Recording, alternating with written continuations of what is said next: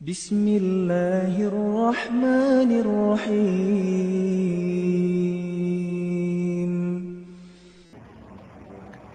اللہ رب العزت نے جس طرح دنیا میں مختلف رنگ اور خوشبو کے پھول بنائے ہیں، ہر انسان اسی طرح الگ رنگ الگ خوشبو رکھنے والا پھول ہے۔ نبی علیہ السلام نے ارشاد فرمایا الناس معادن کمعادن الذهب والفضہ، کہ جس طرح سونے اور چاندی کی مائنز ہوتی ہیں، انسان بھی ایک مائنز کی مانند ہے۔ تو کوئی بچہ سونے کی طرح، کوئی کاپر کی طرح، کوئی لوہے کی طرح، کوئی کوبالٹ کی طرح، ہر بچے کی اپنی ڈسٹنکٹ پرسنالٹی ہوتی ہے۔ ضروری نہیں کہ ایک ماں کے سارے بچے ایک جیسے ہوں۔ اب غلطی یہاں ہوتی ہے کہ ماں سب کو ایک طرح سے ڈیل کرتی ہے۔ جب دو بچے ایک جیسے ہوں، تیسرا مختلف ہو، تو ماں سمجھتی ہے کہ کوئی مسئلہ ہے، اور اس پر بہت سارا ٹائم ضائع کیا جاتا ہے کہ یہ مختلف کیوں ہے۔ تو یہ حقیقت دل میں بٹھا لیں کہ ہر بچے کی اپنی ایک شخصیت ہے۔ سائنسدانوں نے اس بات پر بہت ریسرچ کی کہ بچوں کی قسمیں کتنی ہوتی ہیں ان کی طبیعت کے اعتبار سے۔ تو شروع میں انہوں نے برتھ آرڈر تھیوری کو اپنا مرکز بنایا۔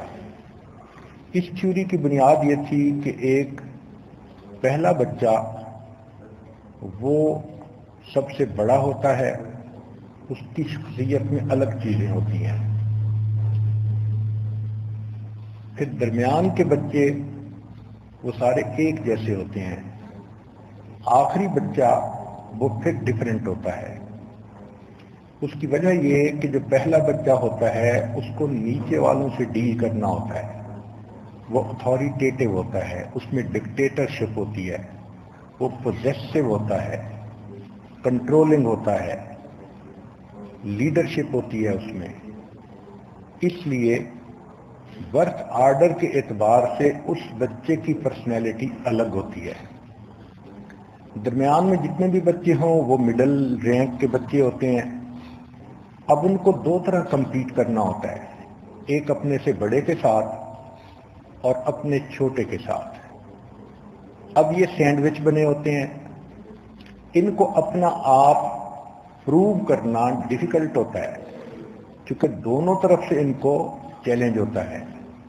تو ان بچوں کی طبیعت میں فائٹ اور فلائٹ کنڈیشن ہوتی ہے۔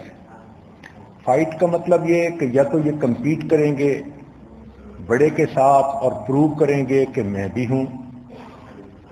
فلائٹ کا مطلب یہ کہ یا پھر سرنڈر کر جائیں گے اور انٹرسٹ لینا ہی چھوڑ دیں گے۔